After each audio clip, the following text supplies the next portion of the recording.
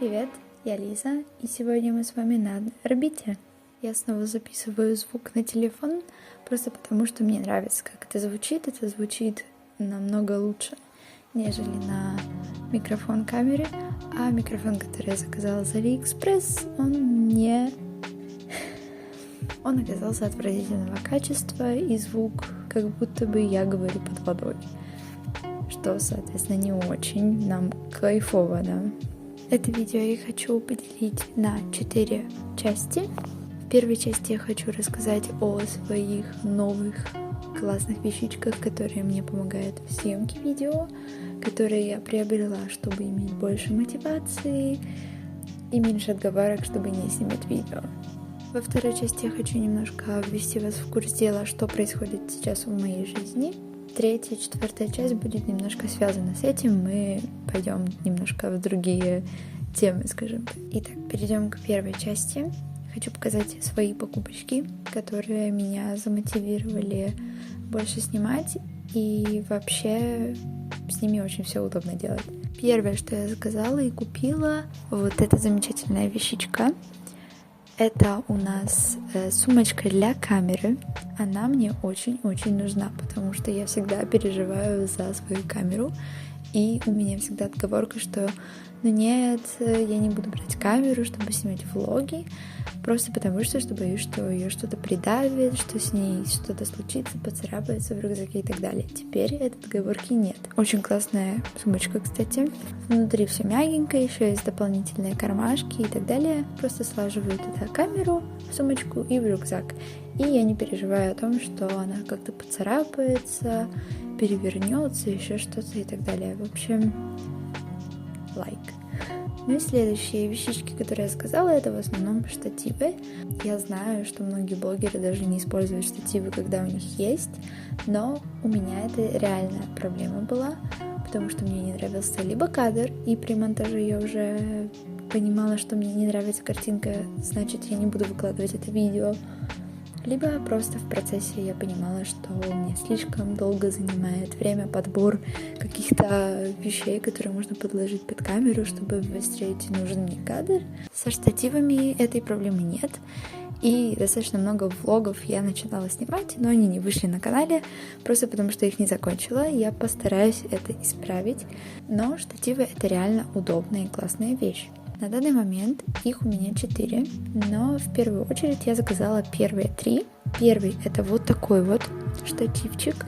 Он небольшой, складывается, раскладывается, и у него гнутся ножки. Соответственно, можно всегда подстроить как нужно, но единственный минус — он очень легкий, и моя камера просто перевешивает штатив, так что, например, в поезде это небезопасный штатив, потому что один раз он у меня просто грохнулся в поезде, и я словила камеру. А так он легкий, гнется, маленький, компактный, мягенький. Идеально, классно. Мне нравится, лайк. Второй штатив, который я приобрела, это вот такой штатив, странный, да. Он как бы в форме руки, да, чтобы было удобно держать. Здесь рельефы все специально для удобства руки, именно как раз таки для влогов. Я его заказывала в первую очередь, чтобы удобно снимать влоги, потому что камера не всегда удобная. Как большинство, наверное, камер имеет как бы такую ручку, но она находится с одной стороны. То есть, если у меня станет одна рука, я не могу поменять на другую.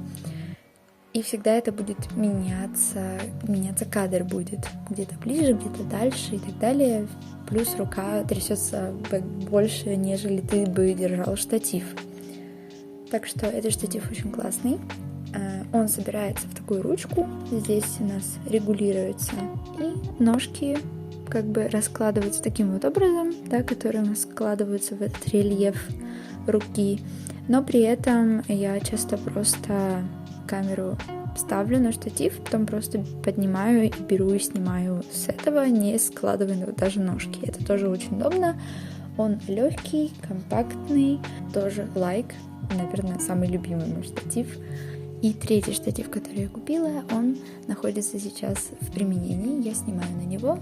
Он самый большой, но при этом не очень качественный, скажем так, потому что Я заказывала реально за копейки на Алиэкспрессе, просто чтобы иметь штативы и понять, в принципе, какой я хочу и так далее. В принципе, удобно, в принципе, научиться просто работать со штативами. А с штативами еще шло в комплекте вот такая штучка для телефона, но это чтобы телефон прикреплять в горизонтальном положении, но иногда для рилсов, для тиктоков, да, пригодилось бы именно такой вот штатив, на который можно снимать вертикальные видео.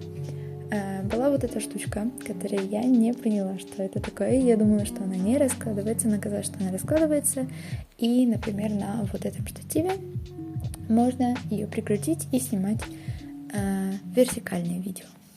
Вот, но потом я просто серфила в интернете и увидела, что существует вот такая вот штука. Это такое крепление, которое как бы ты можешь здесь менять. Вертикально хочешь или горизонтально. И здесь все посерьезнее. То есть это не просто на резиночке, на какой-то пружиночке и так далее. Здесь серьезно все устроено. Этой штуке я больше доверяю, нежели просто какой-то пластмасске, непонятно как. Это натягивается. В общем, да. Еще штучка, которая мне очень понравилась, это вот такая вот. Странно выглядит. Это надевается на шею, и здесь можно телефон точно так же вертикально и горизонтально крутить. Одевается на шею вот таким вот образом, и без рук можно что-то снимать, ходить и так далее. Классная штука. Еще не пользовалась, поэтому посмотрим, насколько она практичная и насколько она мне зайдет. Но интересно выглядит. Интересные штуки можно поснимать с этой штукой. По крайней мере, у меня в голове это так выглядит. Ну и к этим всем вещам я решила заказать еще поменьше штатив, просто чтобы добить цену до бесплатной доставки. Да, я лучше заплачу за какой-то товар, нежели за доставку. Да, ну в принципе это такая логика, да, должна быть. Я заказала вот такой вот миниатюрненький штативчик. Он самый хиленький, самый такой миниатюрный, но я думаю, что лучше, например, на такой штативчик какой-нибудь микрофон или освещение поставить, поэтому, да, вряд ли я буду им пользоваться для камеры, потому что, опять же, он сильно легкий и камера будет перевешивать, вот, но, возможно, в будущем какой-нибудь микрофончик для подкастов. Лайк. Как я еще говорила, что я купила себе микрофон, но он оказался плохого качества. Звук из него получается, как будто бы я нахожусь под водой. Настроек у него совершенно никаких нет. Соответственно, я думаю, чтобы либо его вернуть, либо просто оставить. Может быть, он будет лучше работать в каких-то громких местах, где я буду хотеть поговорить. Вот. Но мне кажется, все-таки лучше работает такая тактика, как сейчас, то есть просто телефон держать и разговаривать. Понимаю, что это не очень эстетично всегда, но это были все покупочки, которые я приобрела для съемки видео. И, честно говоря, это подействовало. У меня намного больше мотивации, намного чаще я думаю о том, что мне нужно снимать видео. И я хочу снимать видео, потому что стоят штативы, камера стоит в доступном месте и на видном месте. И плюс все это удобство. То есть неважно, какие видео я хочу снимать, горизонтальные, вертикальные, на камеру, на телефон. У меня есть все для этого, чтобы удобно расположить камеру и удобно снимать. Вот. Что же у меня сейчас происходит в жизни? Первым делом я ушла с скучной работы, просто потому что она мне начала просто задолбывать, я начала себя плохо чувствовать, просто потому что чувствую, что трачу свое время, и не было никаких сил абсолютно, я впала в полную какую-то депрессию от того, что мне нужно идти на ту работу. Я не справилась с этими чувствами, ушла с этой работы, и сейчас у меня есть такая, я не могу назвать это работой полноценной, но подработка, я провожу занятия танцевальные в одной танцевальной школе, хип-хоп для детей раз в неделю, и раз в неделю commercial dance, но с этой группой большие проблемы, просто потому что мало людей записывается, или плохая реклама была, или еще что-то, не знаю. Но, в принципе, группа не набирается, и у меня очень редко бывают занятия. Я провела, наверное, занятий 3 с commercial dance, вот, поэтому... Но, честно вам говорю, что с этой подработкой я лучше себя чувствую. Чувствую, что действительно то, что я делаю, я получаю какой-то опыт, я как-то развиваюсь, потому что дети, сложные существа, в принципе, да, и нужно искать каждому индивидуальный подход, по-другому общаться, также и пытаться их заинтересовать чем-то, поэтому на каждое занятие нужно придумывать что-то новое, так что иногда это действительно бывает тяжело, просто работать с детьми, особенно когда ребенок приходит просто потому, что их родители отправили сюда на какие-то занятия, а они хотят танцевать, не знаю, балет, а они пришли на хип-хоп, но мне нравится такой вызов, чтобы работать с детьми. В принципе, я всегда находила общий язык с детьми, вообще, в принципе, в жизни. Все дети меня любили. В общем, вывод такой, что занятия проводить танцевальные мне нравятся. У меня был опыт с индивидуальными занятиями для взрослых людей. Я проводила около 2 месяцев, наверное. Сейчас этого нет. Сейчас я только работаю, скажем так, в одной танцевальной школе с детьми. И та группа, которая не набирается. Вот. Помимо этого я активно сейчас изучаю дизайн, веб-дизайн, UX-дизайн, я не знаю, как это говорится по-английски, прошу не осуждать. И сейчас активно это все узнаю, учусь, пытаюсь сделать какое-то портфолио. Я надеюсь, у меня все получится, просто все, как я себе придумала, все, как себе запланировала, и вот, и все. Ну и помимо этого я участвую в геймджамах, рисую и так далее. Вот. И научные кружки 2 раза в неделю все-таки остались в моей жизни. Уже пошел 2-й год, как я езжу 2 раза в неделю на лекции в Варшаву в каждую среду и в каждый четверг, за исключением каких-то праздников, каникул и так далее. Я езжу в Варшаву 2 раза в неделю, соответственно, это немножко отражается на моей рутине, Большую роль отыграло то, что около 1-2 мы приезжаем домой, и в 2-2:30 в основном мы ложимся спать. И это огромное влияние на мою рутину. В принципе, это весь мой life-update, потому что, да, я про работу сказала, в чем я сейчас развиваюсь, это в основном дизайн и в основном делание игр, и также я хочу сфокусироваться очень сильно на блогинге, чтобы снимать, монтировать, выкладывать вот это все на площадке, которая мне нравится, и активно развиваться. У меня много достаточно идей в последнее время, и в последнюю неделю я немножко переосмыслила, как я хочу, чтобы выглядели мои влоги, поэтому я буду стараться их изменить. Я надеюсь, у меня получится. Так что подписывайтесь, если вы пришли новенькие, или не подписаны. И следующая тема, которую я хочу затронуть, это мое глобальное мышление.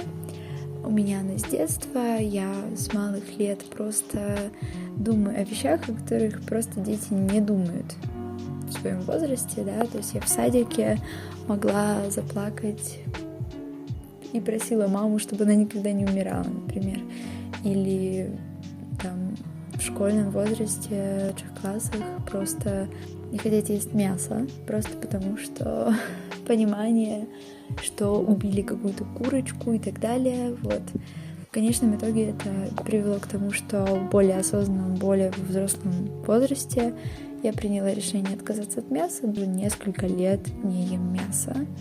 Другие какие-то темы, типа как существует наш мир, почему мы существуем, кто нас создал и так далее. Я думала об этих всех вещах еще с малых лет, когда все остальные просто жили детством, скажем так.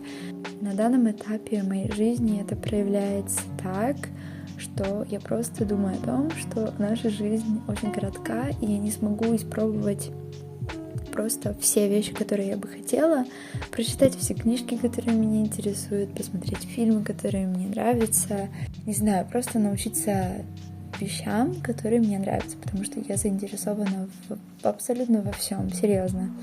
Нету ни одной темы, в которой я не хотела бы разбираться. Мне интересна анатомия, музыка, блогинг, физика, программирование, рисование, экономика и так далее. Политика тоже интересная, и хотелось бы разобраться во всех понятиях, понять, как функционирует это все, и так далее, и так далее, и так далее. В последнее время я просто пришла к выводу такому, что у меня нет тематик, которые меня не интересуют. Меня абсолютно интересует все, что существует в этом мире.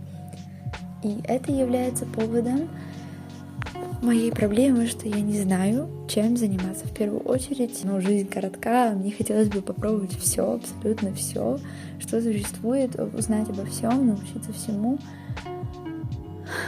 Но это так сложно, и это так невозможно. И принять эти факты — это просто для меня какое-то испытание. Я абсолютно приняла этот факт, что мне всегда до конца своих дней просто придется страдать из-за своего глобального мышления, да. И как раз-таки в последнее время, в последние несколько недель у меня просто идет такой mental breakdown из-за того, что я не могу понять, чем мне заниматься. В ближайшие дни я планирую осознанно как-то решить эту проблему, хотя бы чуть-чуть, прийти к какому-то пониманию, к какому-то компромиссу в моей голове, скажем так, и постараюсь тоже заснять влог об этом, какие-то свои мысли и так далее. Заодно протестировать какой-то новый формат видео, влогов. Вот. В принципе, это все, что я хотела бы рассказать. Спасибо вам за внимание. Возможно, вы что-то подчеркнули для себя, возможно, где-то замотивировало, где-то услышали себя, узнали себя. Спасибо за внимание, спасибо за просмотр, спасибо за прибытие на мою орбиту. С вами была Лиза, и